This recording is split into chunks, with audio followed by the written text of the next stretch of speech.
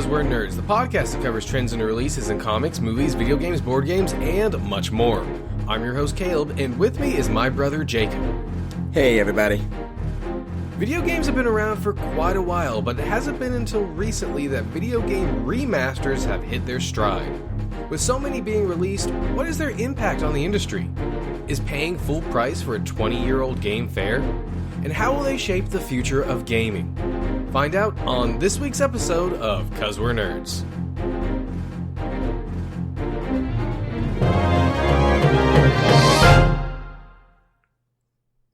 We did it!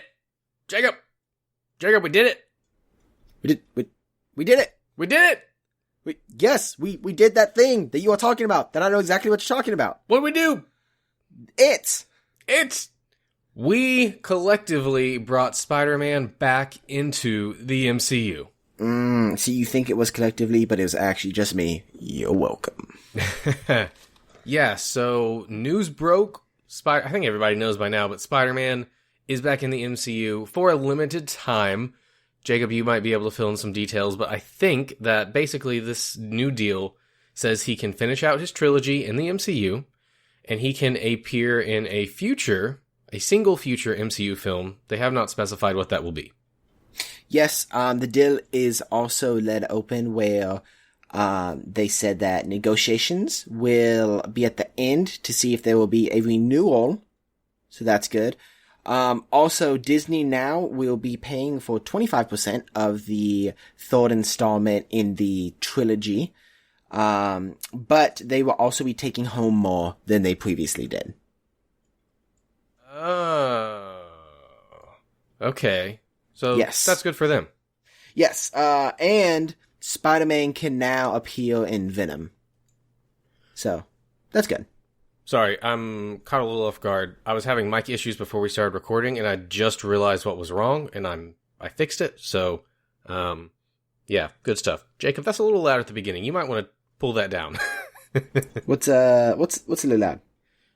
My side in editing. Oh. Okay, yeah, I'll tweak that for you. Yeah, mostly just the intro. Anyway. Yeah.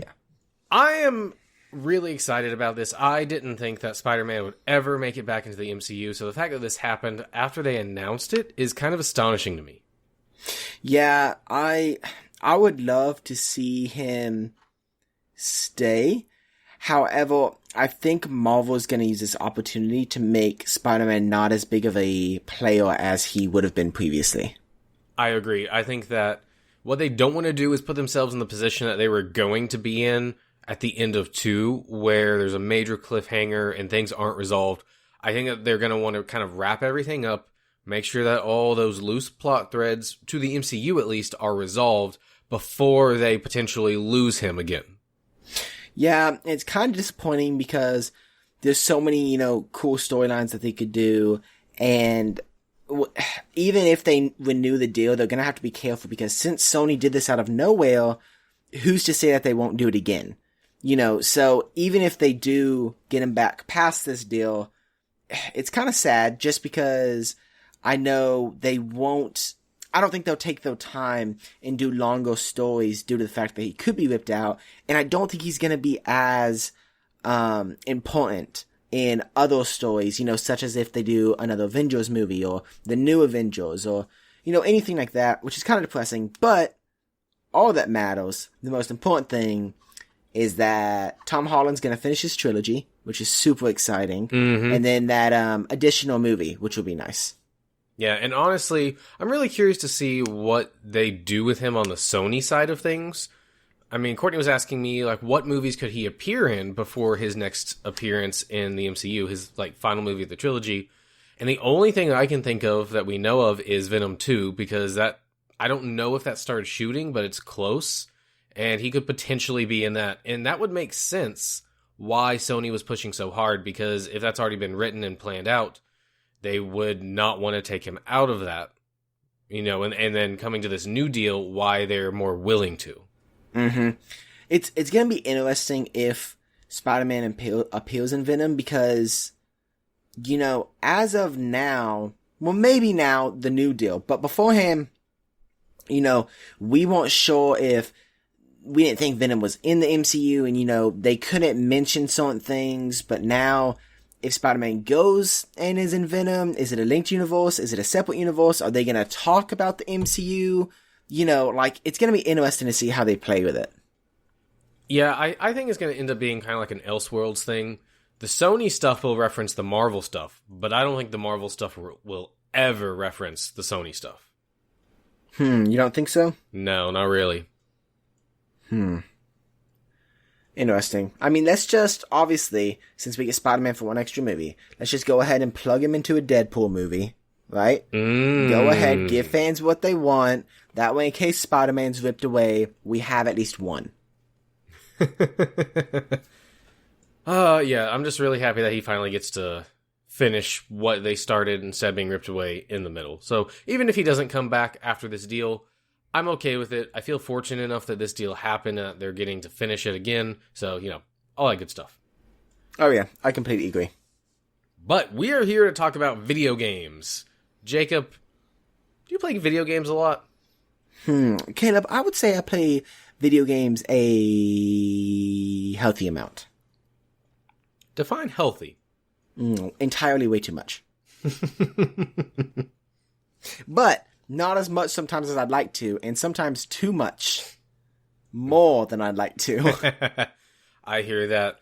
Well, there's been an interesting trend in the last couple years, mostly in this console generation. I mean, it's kind of been happening since the last generation, but it is really ramped up now with all these video game remasters. Have you kind of noticed how many of these are coming out? Oh, yeah. I mean, you're talking about just in these next, 2 years, you're talking about 2 huge franchises coming out with games. Obviously, talking about Modern Warfare, coming out. Not Modern Warfare came out, I guess, okay, the new one is a complete new game. But Modern Warfare came out the remaster, and then Halo, which are 2 huge companies jumping on the back of this remaster train. And I'm sure we'll get into it. But yes, I have definitely realized a huge abundancy, which is not a word, but if it was, then that would be the correct way to use it. I didn't know Halo was doing a remaster. Oh yeah, no, Halo has remastered. Okay, that's what I thought. Yeah, no. I'm sorry. I said that definitely wrong than I meant to. Okay. What I meant, okay, let me reiterate. Alright, let me go back and what's the word whenever you go back in a movie and change something? Retcon it? Let me retcon something. Alright? Modern Warfare has a remastered version, which came out within the past, I don't know. I mean, 3 years. 3 years, probably. 2016. Yeah. And then Halo has remastered versions in the Halo Master Chief Collection, which also came out in the past 3 years. Yeah, and just to mention a few others that have come out recently, the Crash Bandicoot Insane Trilogy, Crash Team Racing Nitro, Final Fantasy has done several. The entire Kingdom Hearts series has been remastered and re-released. And there's several more coming out. You have, just to piggyback on you have The Last of Us, obviously Elder Scrolls Skyrim, which was a huge one, Spyro. Legend of Zelda, Wind Waker. I said Wind Waker. Yeah, and they just released Link's Awakening, which is kind of a remake, but kind of also a remaster. So where we're getting around is there are tons and tons of not only super old games being remastered, but games that have also come out in the past 10 years. Yeah, so, Jake, where do you stand on this? I mean, some people are really into these remasters because they're like, oh, this is a great way to relive my childhood or have an updated version of a game. Some people are saying that these are just money grabs, that it's not worth the price, especially when they're coming out in their full price games. Like I've heard specifically for Link's Awakening that it's a $60 game and that it's not worth it. It's 20 years old. They haven't updated any of the gameplay mechanics. All they've done is updated the visuals. Is that a ripoff to customers? Is, this a ploy that people are using? And I feel like because of the onslaught of these types of games coming more and more and more and more, those issues need to be worked through, because I don't think we'll ever get to a point where all we're doing are remasters, but it seems like we're going to be getting remasters as a regular thing for now on.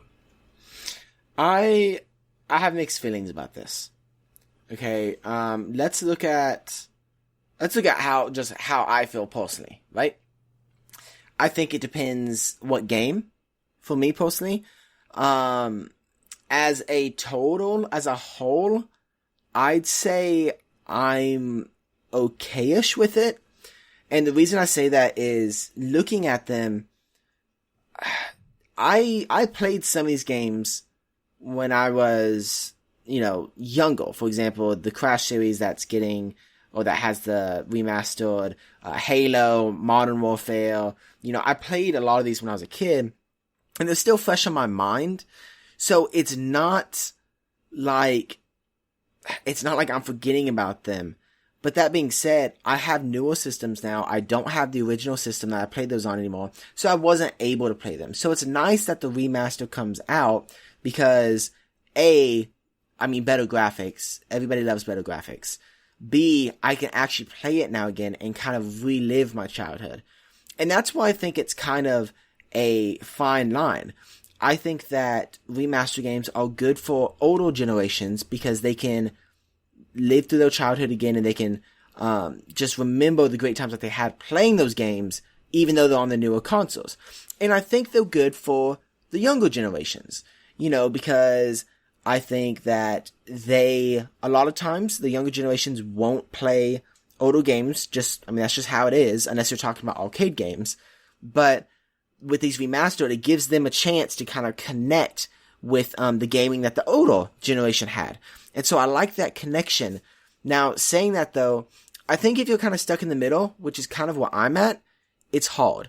Because you've played these games, and you remember them, and you kind of want new games to come out, but now, like you said, we're getting a lot of these remastered versions, and yes, I'm okay with some of them because I love some of these games, but some of them, they're just and I'm kind of tired of some of these remasters coming out, because I'm like, okay, I would rather have something new, right?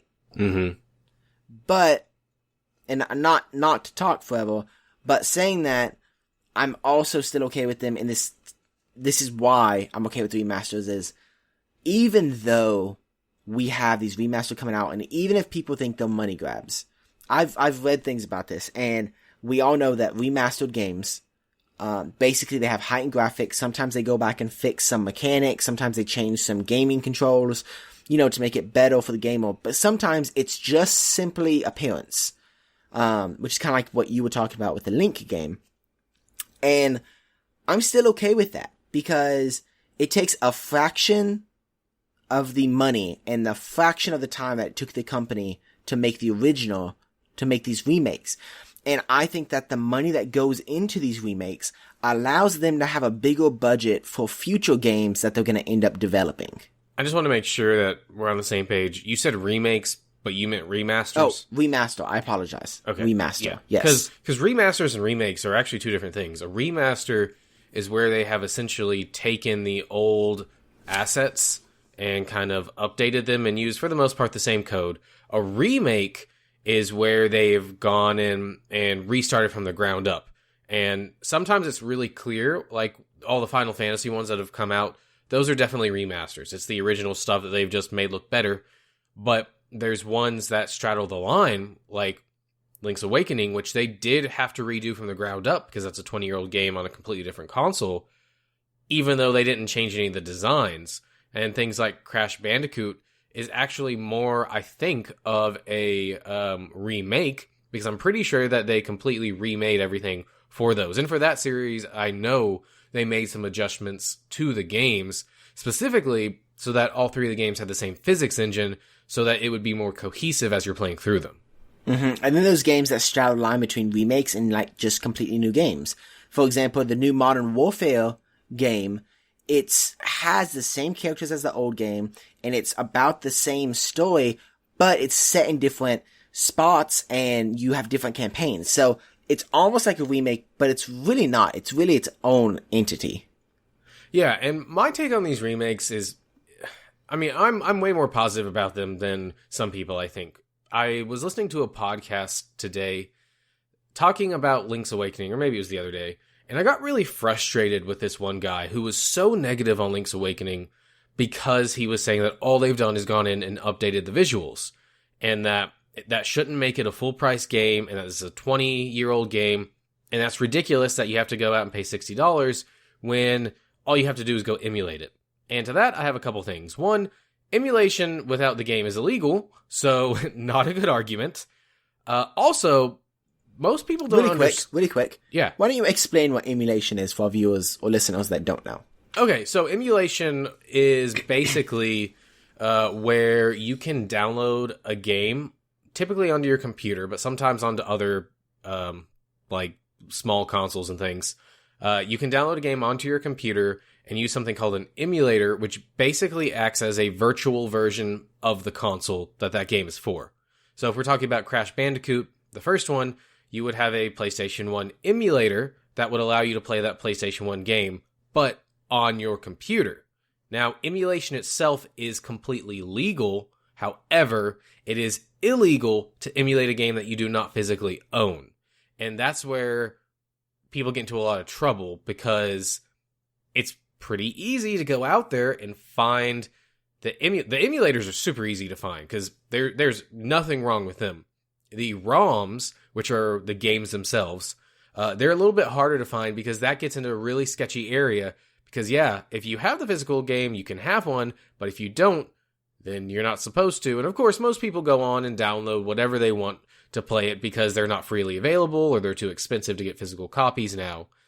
So in the gaming community, emulation is a big thing. However, it is, some people are going to say it's a gray area. It's really not. It's very much illegal. There's not really any arguments you can make that says it isn't illegal. Typically, they don't get in trouble because it's hard to track down, but it happens, and it's still illegal. So I think that argument is bad because of those reasons.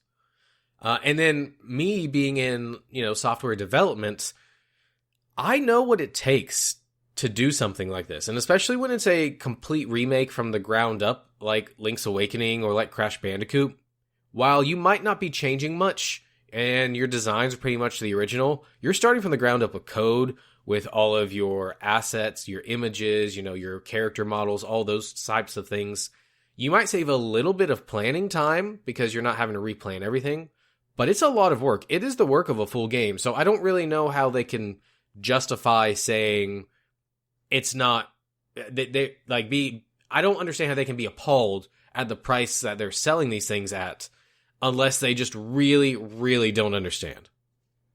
Well, also the issue is, Caleb, it's not necessarily how much work went into it. It's how much pleasure the consumer gets from the product. But so I'm talking about this specific person. They were not talking. Okay, they actually said, "Oh no, this is a great game. I just don't like this version because I had to pay $60 for it. It's the same game I could go emulate." Oh, I see. Okay, fair enough. Which is a bad argument. Yes, very, very illegal and bad argument. So generally though, I'm for these. I think that they're great. I mean, several of the ones I mentioned, I have played. Obviously, I've played through all the Kingdom Hearts, all of them remastered. I've played through Final Fantasy X remastered. I have the Crash Bandicoot Insane Trilogy I've played some of.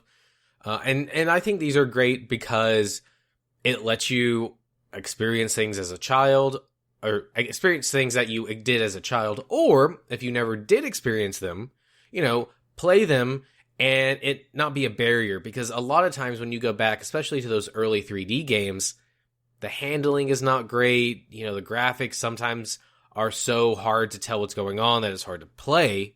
And when they update that, they eliminate a lot of those problems, and I think that's great. And if you don't want to play them, just don't. Yeah, I think a big issue is that I feel like overall remastered games are positively looked at. However, the most talkative, the most outgoing people that go on, Reddit and social media and talk about it are the people that don't like them.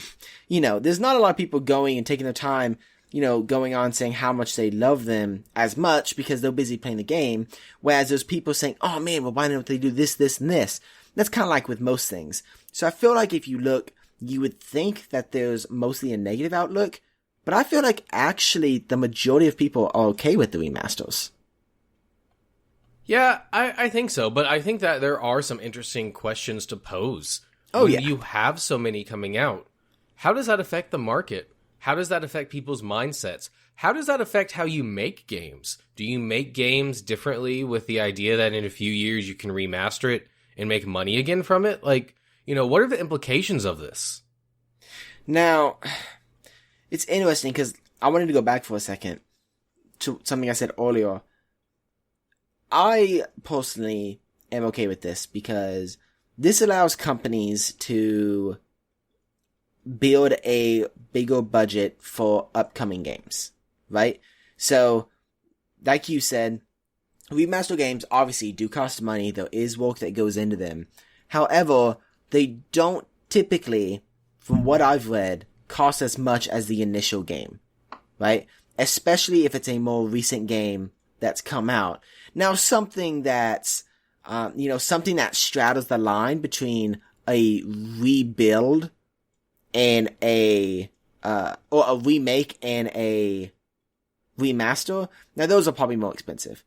But something that's strictly a remaster doesn't typically cost as much. So, the company can put these games out, charge the price that they charge for a new game, which, yes, some people are going to say sucks, but it allows the company to build a bigger budget. And then the games that are coming out in the future, they're able to pour more money into, which will in turn make the consumers happier than they would have been if that remaster didn't come out and the company wasn't able to fulfill everything that they wanted to do in their newer game. Yeah, that's true. And typically these games also take a smaller team to do when it's just a remaster. And looking at, some of the higher profile ones that have come out, it's really interesting. All of the Kingdom Hearts ones, the Crash Bandicoot one, Final Fantasy X, they're all game packs. It's not like it's just one game. Crash Bandicoot's 3 games, Final Fantasy X is 2 games. Halo Master Chief Collection. Yeah, it's like 5 games. Yep. Kingdom Hearts has several. And I could see that argument when comparing it to Link's Awakening, but again, Link's Awakening kind of straddles that line, so it's like not really the same thing. And also, I don't think that typically game companies announce these remasters that far in advance, so people aren't like sitting around saying, "Oh, I wish they were doing something else instead of this." It's typically pretty close to launch date when they announce these things. Yeah, and plus, like you said, since it takes a smaller team, just because they're developing a remastered game and working on one, doesn't mean that they're stopping developing the other games that they're working on. Exactly. And I do think that we should bring something up here, because I think there's a big elephant in the room when we start talking about things like this, and that is the Final Fantasy VII remake. Yes. And I think there's a very clear distinction there that we have to make. It is, in the biggest sense of the word, a remake. In fact, it's actually more like a reimagining of the original. Yeah. I would say that. It's not even the same genre of game anymore. No, it's really not. And it's so... I mean, it's just... You compare the two, and if you gave, screen caps of the older one and the remaster one to someone that had no idea, they would probably think they were just completely separate games. Yeah, and that one's gotten a bad rap because it's taken so long to come out. Hopefully it finally comes out next year. We'll see. Hopefully. That one's different because it's a complete remake. It's basically a new game from the ground up with some similar story elements around it. It's kind of like when we get, what's a good example? Like a new Sherlock Holmes movie or something. Same ideas behind it, but it's different. Yes. Yes. Sorry, it took me a second. I was thinking. I was like, yes. One thing that would be cool with these, and I don't know how you would do it, but if you could somehow incorporate the remaster into, like if someone bought the original, maybe they get a discount on the remaster or something. I think that would be cool. I'm not really sure how that would work, and if maybe that would defeat the point of doing some of it. But especially now where everything's in the cloud and it's really easy to track what games you own, maybe that's something that they could look at in the future. Oh yeah, because, like you said, we're leading to gaming where there's no longer physical copies of games. We're leading to everything is going to be strictly online. So if they started doing this in the future, then when you go to buy a remastered version, it could look at your save data maybe, or if you had bought it online, it can look at your past history of purchases. And I mean, even if it was just a little bit, even if it was like a 10%, or 5%, just something would make you feel better about it. Feel like you're not getting as ripped off for those people that feel like they're getting ripped off. Yeah, I agree with that. Yeah. Sorry, go ahead. No, you go. No, it's fine. Go ahead. No, I didn't have anything. I was just, What? I was agreeing with you agreeing with me. Oh, well, I was just agreeing with you agreeing with me with you.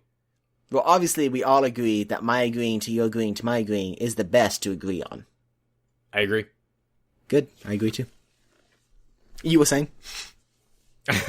I don't know. Honestly, I feel like I thought this was going to be a longer conversation, but I feel like I've kind of said like everything I have to say. Actually, yeah. Let me. I wrote some notes. Let me look and see if I hit all of those.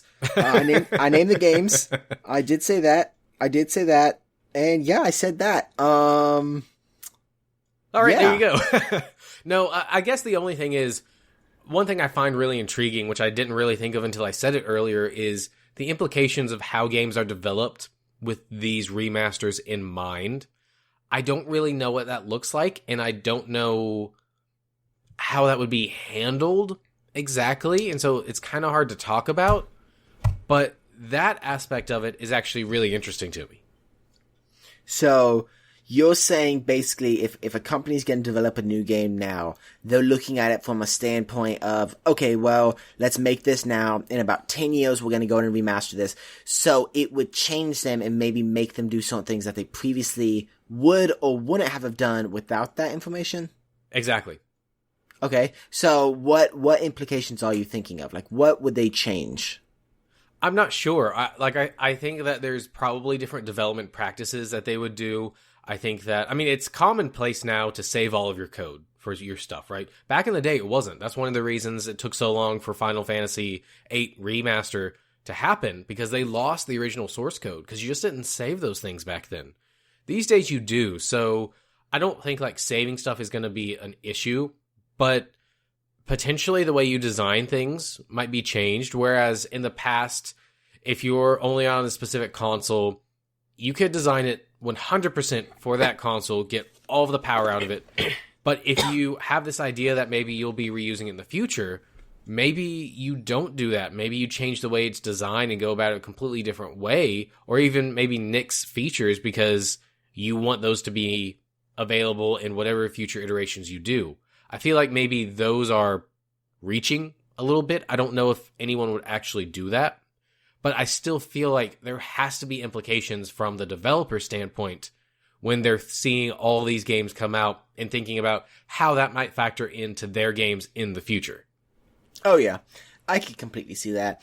And I think, from what you said, I think that could be dangerous, because I think one of the best things about choosing which console you're going to buy, if you're not going to buy both of them, but going with, do I want to be on PC? Do I want to be on PlayStation? Do I want to be on Xbox?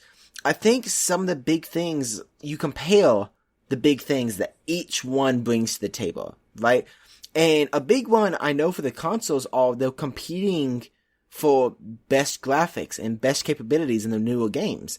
So I feel like problems will start to arise when And if developers start developing games not specific to the console, because it's almost like you lose part of the reason for going with that console. You know, I used to love Xbox, right?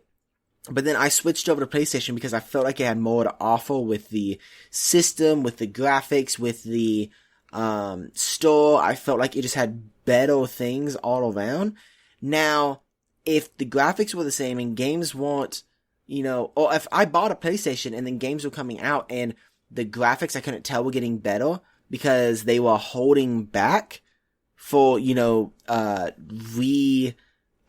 masters in the future and to be able to possibly switch them over to Xbox, and PC, then I don't know. I mean, that would kind of suck because I feel like I would be getting cheated a little bit. I wouldn't be getting the full, effect of the console. And I feel like that's one of the major fighting components. That and storage space really, I feel like, are the only two things that really, really divide Xbox and PlayStation each time they come out with a new console. I think that's simplifying it a bit much. Well, but yeah, but... You're tapping into something which is actually also really interesting, and that's a completely different conversation. Because basically what you've just described is the environment that we have kind of been in for the last couple of years, where there aren't very many console exclusives. There used to be a lot. Then everything kind of went cross-platform for the most part. And I think we're moving back into that exclusive console range now. I think that Microsoft specifically struggled with that, and they've made a lot of moves to try to improve that in the last 2 or 3 years. So that is actually, that's interesting because, you know, if you basically your point was if it's going to be used on different consoles, but something that's not exclusive is exactly that. You know, you're kind of making concessions so that it'll work on everything. But I feel like maybe studios aren't going to go with exclusive games anymore if they're planning to remaster them in the future, because there's been a couple remastered ones that I'm pretty sure were exclusive before, but then offered the other, maybe not necessarily the other console, but offered a PC at least if it wasn't on there in the future. Yeah, no, you're right. There have been remasters that have been on consoles they weren't previously. Yeah, so maybe they don't make them exclusive because they know they're planning to do that in the future, and so they go ahead and make the graphics where it'll be playable on all now. That way they can grab a bigger, you know, consumer range whenever the remaster comes out. I mean, I don't know, maybe that's something that the studio's thinking about, and every studio is going to be doing it differently in every company because, like you said, it's something big to think about, and it's something to take in whenever you're developing a new game. Yeah, I think we're going to start to see what this means in the next... Well, really in the next console generation. I mean, the PlayStation 5 is supposedly supposed to launch next year, potentially also the next Xbox. So I think within the next 5-6 years, we're going to start to really see what the implications of this are. And maybe it's just the fact that there was this weird craze back from 2015 to 2020 where they did a whole bunch of remasters and then they went away. And then maybe it comes back in another 5 years after that. I don't know. Things are cyclical. But we'll see. Nice it's really word. interesting. Yeah, and this is not along the super same lines. But I want to say something that's super exciting. You know, we were talking about exclusives for games. We were talking about, you know, different consoles and PC.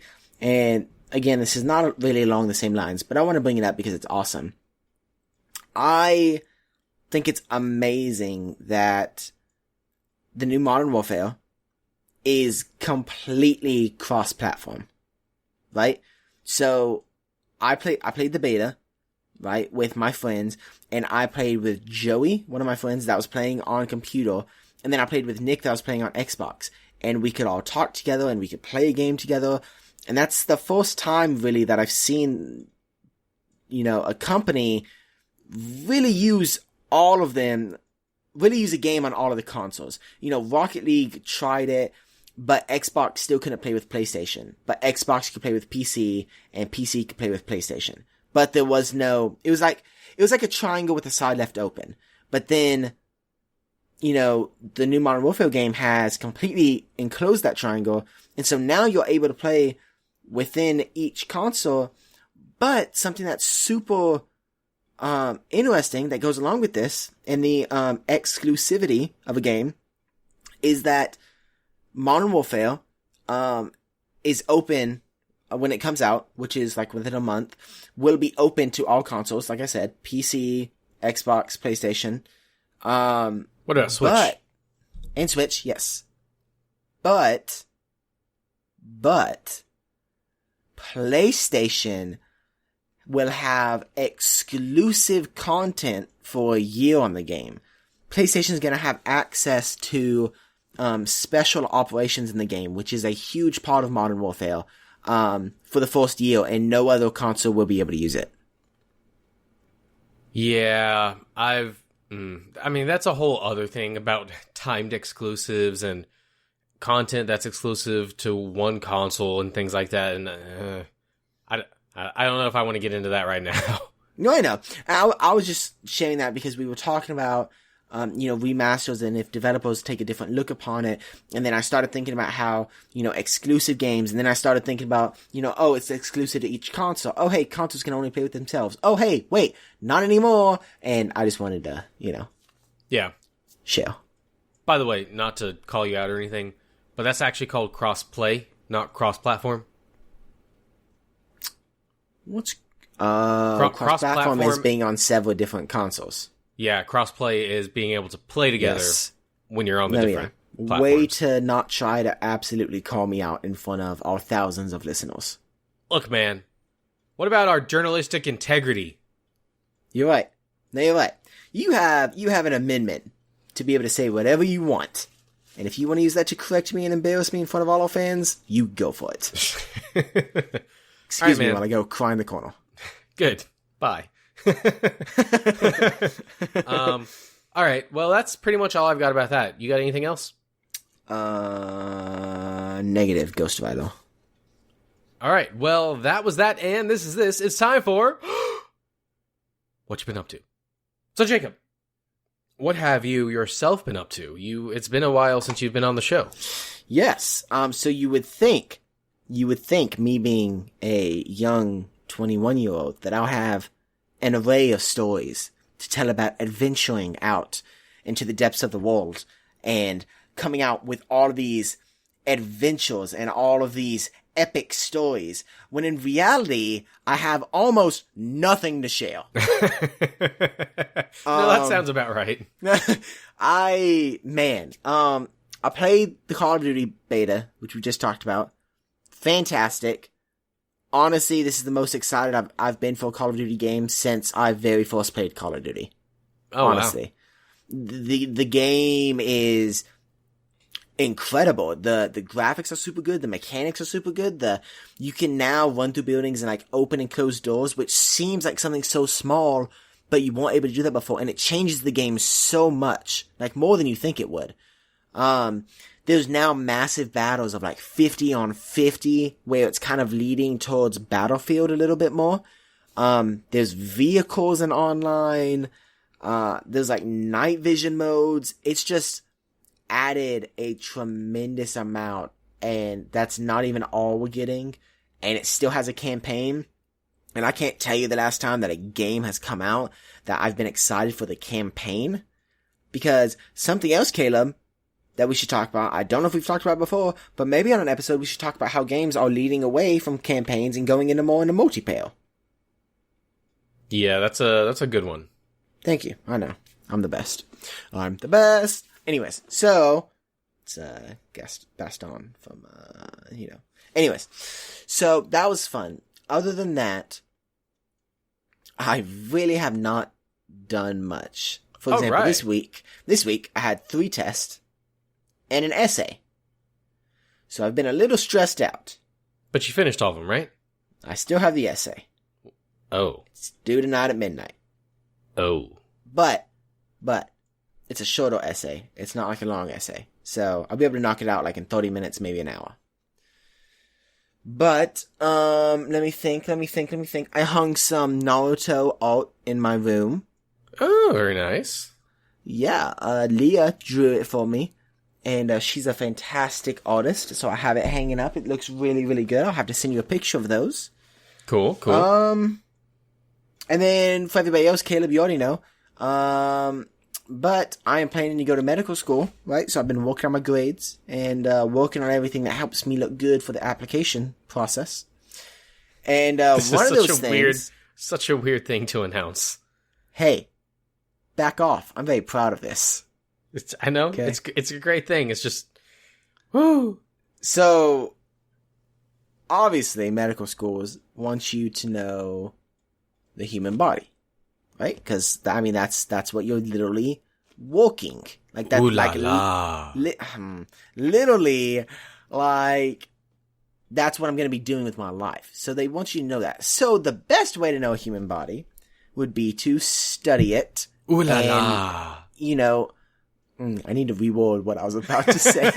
Have a hands-on experience. Ooh la la.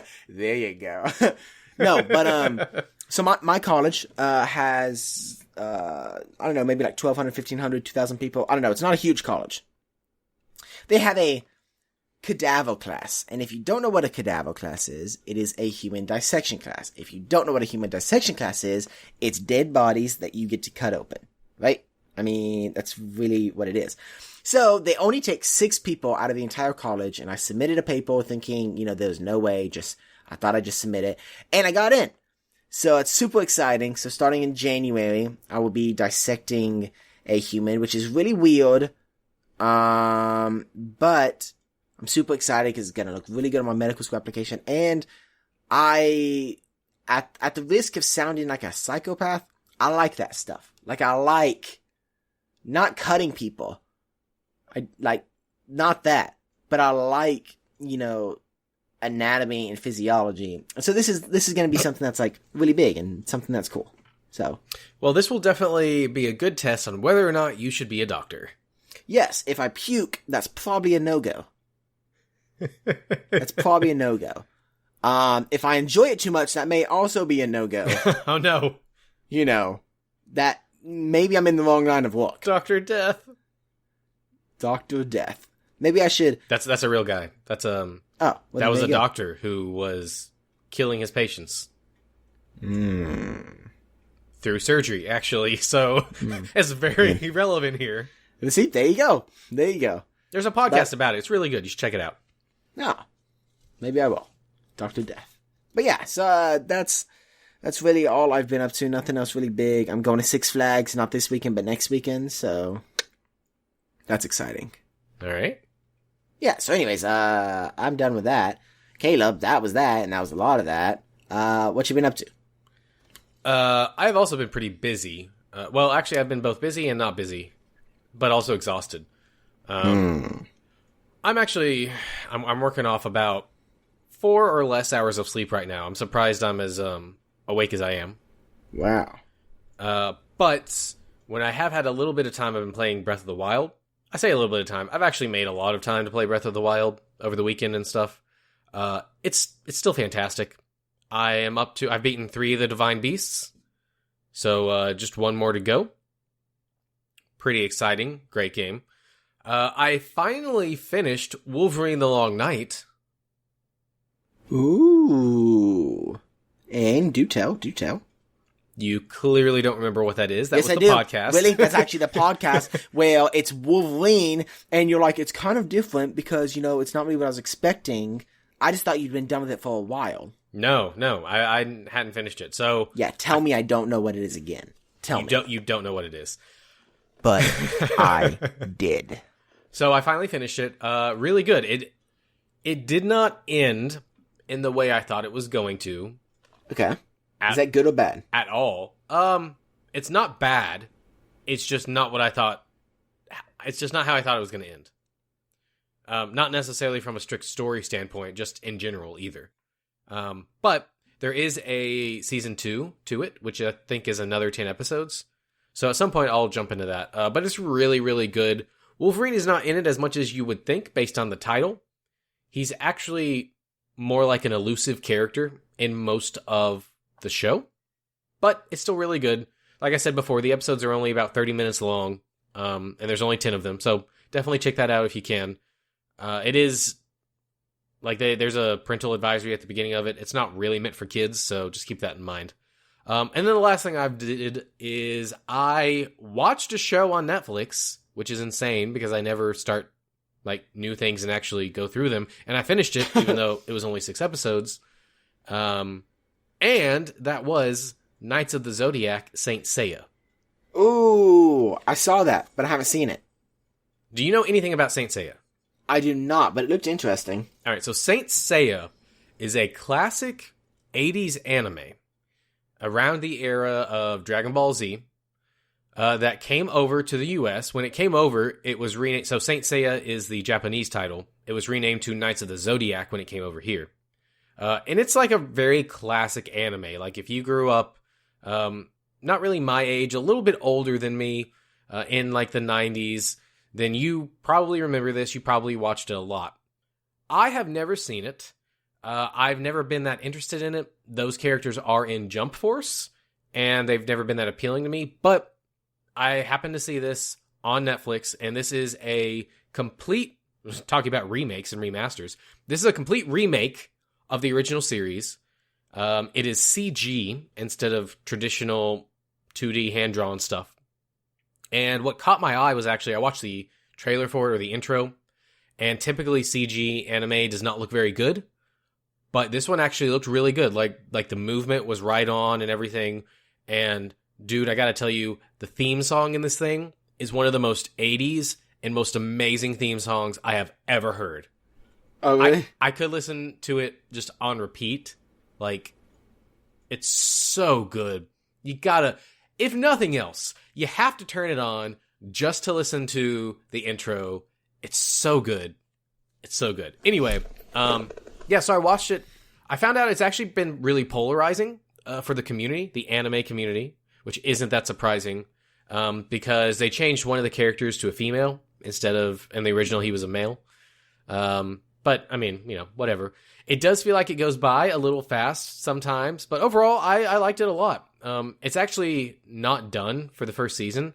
They're releasing it in 2 parts, so the first 6 episodes came out this summer.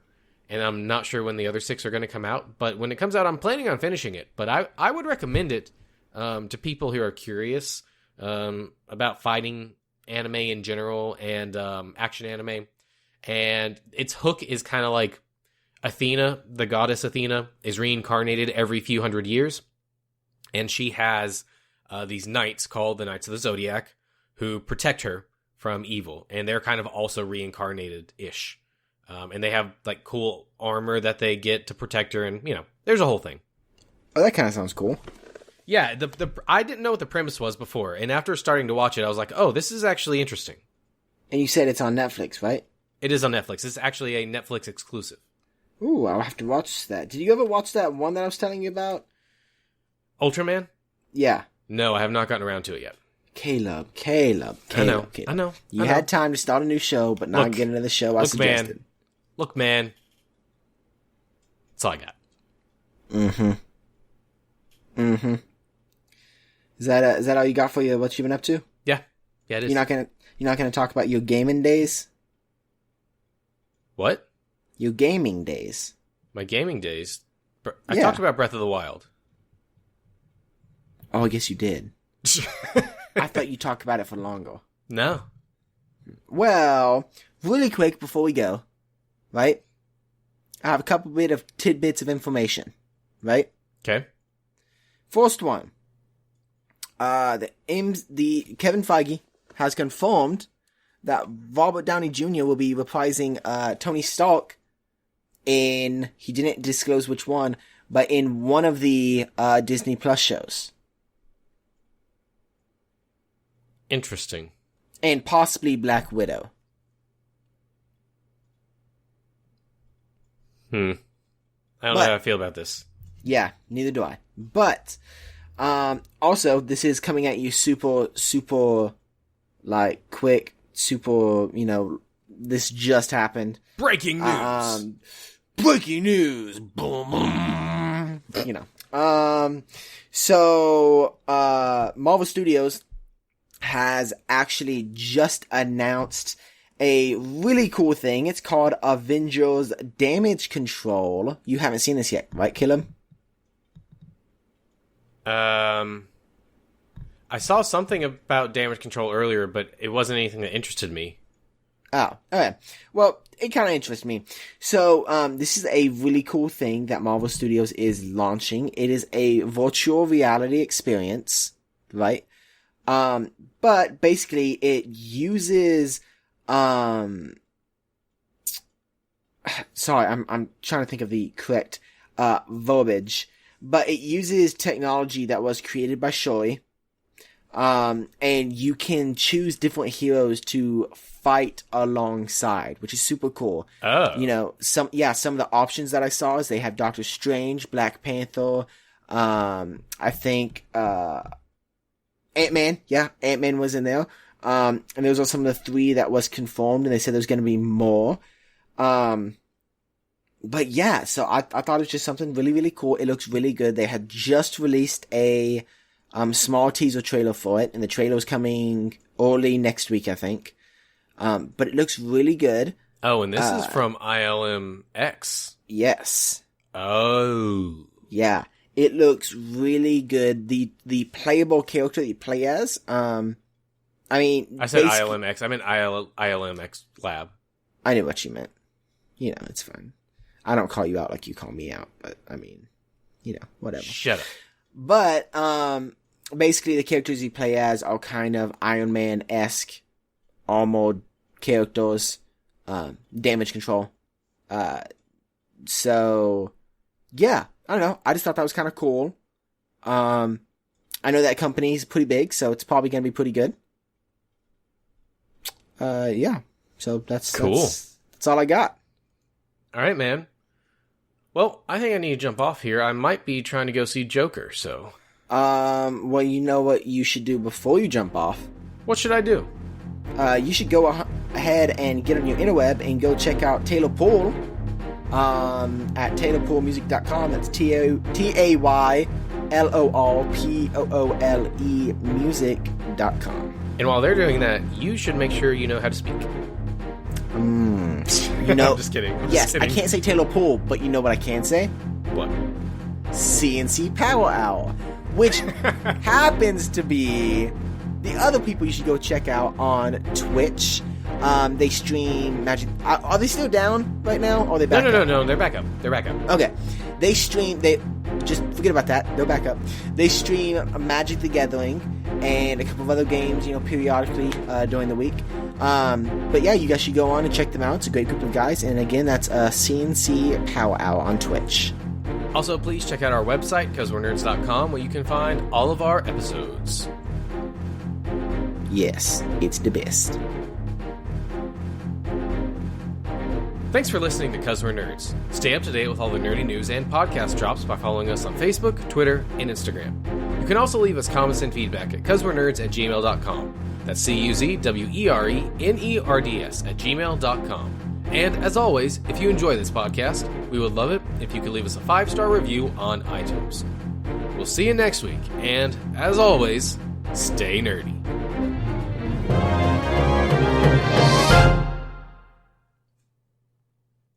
Ba-da-ba-ba-dum-bum. Bow.